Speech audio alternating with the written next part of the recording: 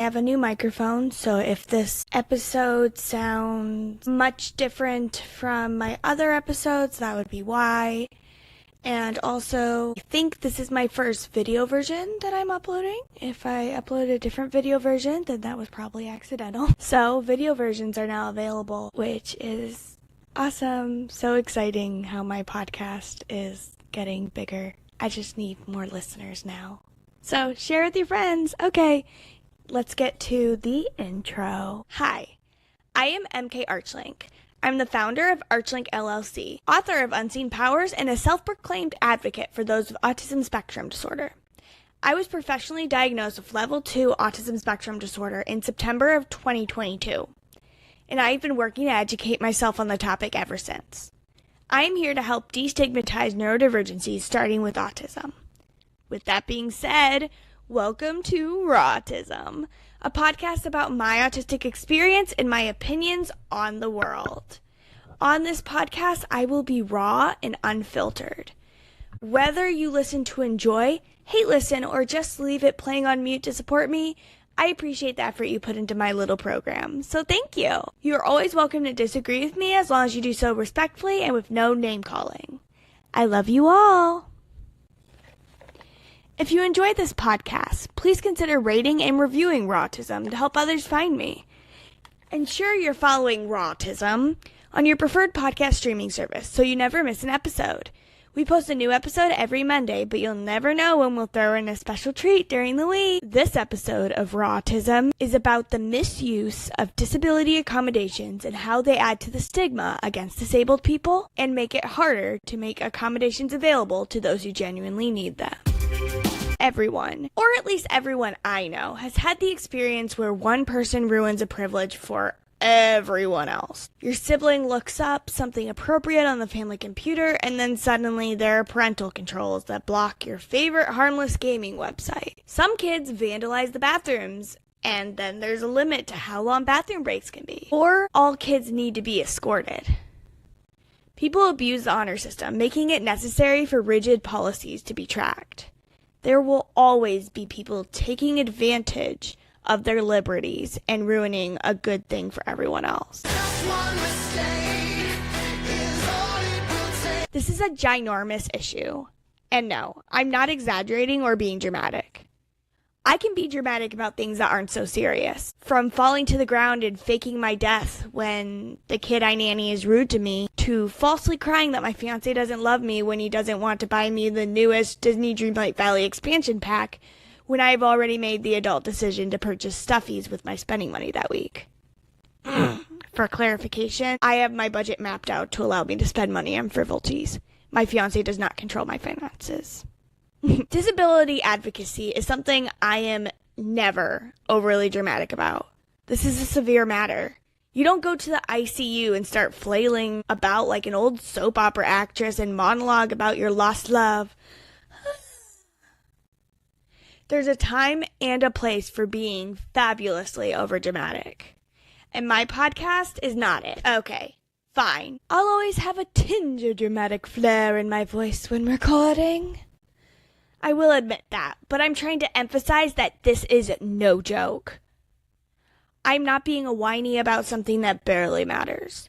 This isn't getting the wrong color car for your 16th birthday or your sibling getting a slightly larger piece of cake. This is a life-altering topic. I genuinely believe that we can make it for the better. Not in a wistful or daydreaming way. This is an achievable goal that can happen within the next few years.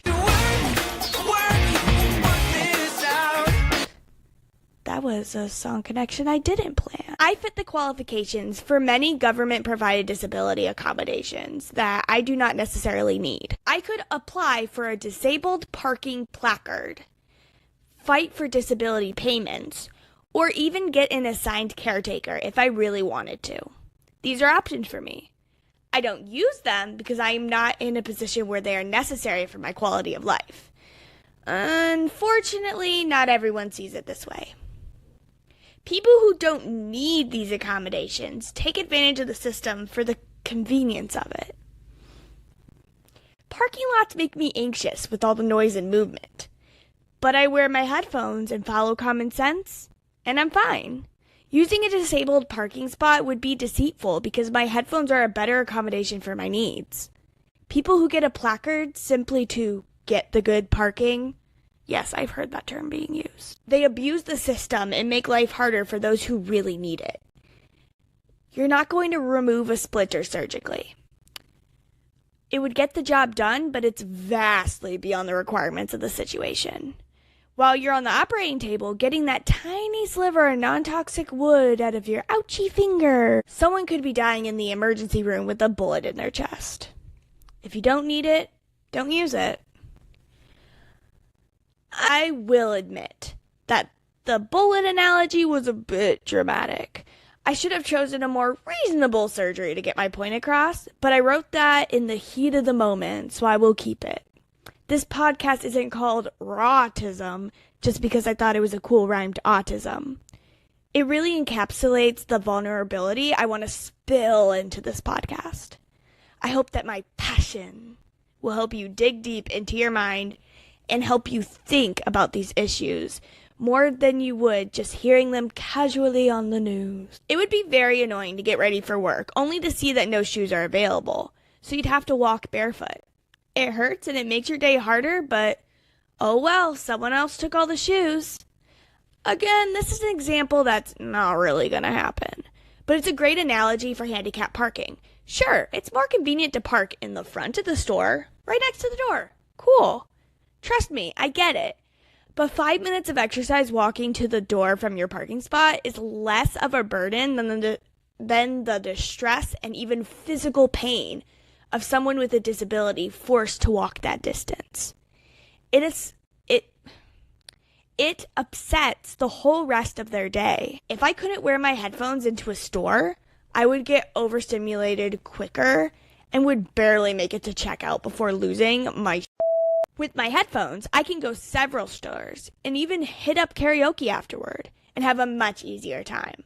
Someone with a prosthetic leg could have a very different day depending on how far they have to go into a store. It could be the difference between debilitating pain and a slight ache. It seems like a stretch, but that's really the reality some people live with every day. If you don't need accommodations, please don't take it from those who do. It's common knowledge to avoid the bigger stalls in bathrooms because those are designated for wheelchair users, even if there's no signage. I'm glad this is a universally known thing, but that's not the full truth. It is for all disabilities. If you have trouble sitting and need the extra handbars they have on the wall, that stall is for you, regardless of wheelchair usage. I personally use it when my anxiety exacerbates my claustrophobia and I'm terrified to close the stall door. It helps me stay calm long enough to pee and get out of there. Some parents with small children with them will use the stall to avoid the kid crawling under the door to get more space. It should be reserved for those that need it. But the definitions aren't set in stone. There is some leeway in the necessity of accommodations. If there is only a handicapped stall left in the bathroom and you're about to have an accident, you need to use it. A handicapped person would, hopefully, rather wait a few minutes longer to use the toilet than you peeing your pants. That would not be good. I'm not here advocating for strict laws that dictate who deserves to use disability accommodation. I'm advocating for better education on these accommodations. Education is one of the most significant points of what I do as the founder of ArchLink LLC. From a young age, students need to be taught about disabilities and accommodations. This will help prevent casual misuse from those who don't need them, and help people who need them know they are available for their use. And there is no shame. There is too much imposter syndrome in the disabled community, and I'm not even talking about the deep issues of mental illness. I'm just saying that within people who need these accommodations, there's a deep mentality of feeling like they're taking something that doesn't belong to them. I've seen so many stories of teenagers or younger children needing canes to walk, but can't go out in public in fear that an older person will judge them for taking a walking aid from a senior citizen. There's too much stigma around mobility aids and other disability accommodations, and it makes it so hard for anyone to feel fully confident using their accommodations if they don't fit the stereotype. There are mobile wheelchair users. When they stand up from their chair for a moment, they can be accused of faking their disability, and that is sometimes seen as socially acceptable. If you don't need a wheelchair, don't use it.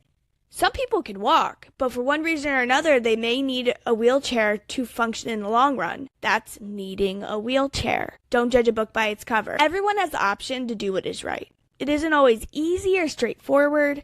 Sometimes there is more than one correct or okay answer that won't make anyone happy. It isn't always easy or straightforward.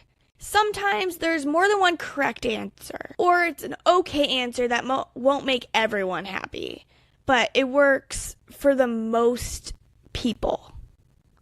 Unfortunately, not every situation has a Disney happily ever after ending.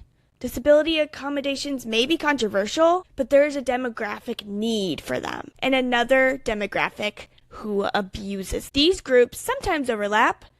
Someone who needs one thing could be abusing another accommodation that they don't need. Like me getting a disability placard would be an abuse because that is not an accommodation I need. It's not always black and white, but your heart always knows what's right.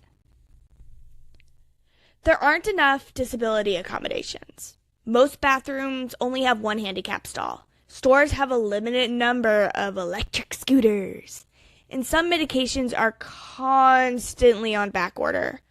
It would be insane to ask my listeners to fix all the world's problems when it comes to disability accommodations. Thankfully, that is not the result I am looking for. All I am asking is for y'all to think about the consequences of your actions. Life's not fair. Life is tough. Let's do our best not to make it more challenging for those with disabilities. I won't get a disabled placard because I don't need the parking space. If you need those parking spaces, please use them. That's what they are for. But don't be afraid to stand up for what's right. If someone's parked in a disabled parking space without a placard, report them. Tell a manager if a bunch of ignorant teenagers are racing electric scooters down the store aisles. Stand up for disabled people as much as you can. Sometimes you might be wrong.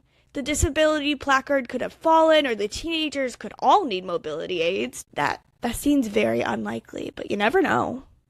This is why you need to address the issue with proper authorities. Don't go talking to the person using it. Report the parking to the city. Report the scooters to the store manager, or use a non-emergency police number. Do the right thing. Again, I do not recommend going up to the person with the mobility device and cussing them out. That's not going to solve anything. Report it. They can see in the best way possible if the person actually needs it, and then if they don't, you did a service. If they do, hey, you made a mistake, but it's not going to be egg on your face because you're not going to be the one directly talking with them. The person whose job it is to make sure that things aren't abused is the one who's going to talk with them. So, hope that makes sense. If not, always feel free to ask me questions. And here comes the outro. Since I have a new recording and editing system, I haven't figured out how I want to pre-record the intro and outro. So you could probably tell that I am just reading them off my script. As always, I am not here to shame anyone. I'm not even here to tell you what or how to think. I'm here to share the autistic experience with you from someone who is studying for their graduate certification in autism spectrum disorder. Someone who for the first 22 years of their life was under the impression that they were allistic. And as someone who since September 30th, 2022 has finally found their place in the world. I am autistic. I am a part of the autistic community. And I'm proud of it. I hope you enjoyed this episode. Regardless of your thoughts and feelings toward me, I have a love for every one of you. You are wanted by many, you are loved by many, and so many want you to stay in this world. I am one of these manys, and always will be. If you'd like to support this podcast, the description includes links with referral codes to Circle's water bottles, Pair Eyewear's customizable glasses, and my favorite Amazon products. The transcript for this episode can be found for free on my Patreon, which is also linked below. Would you like to see more of me? In that case, visit mkarchlink.com for links to my other content. A new episode of RAW-tism comes out every Monday wherever you get your podcasts. Next week's episode of RAW-tism is posted on Patreon every Tuesday. Karaoke videos are posted on Patreon every Thursday. Lastly, my book, Unseen Powers, is available in hardback, paperback, or digitally through Amazon. Remember to drink water, eat some nummies, and have your best life. Bye!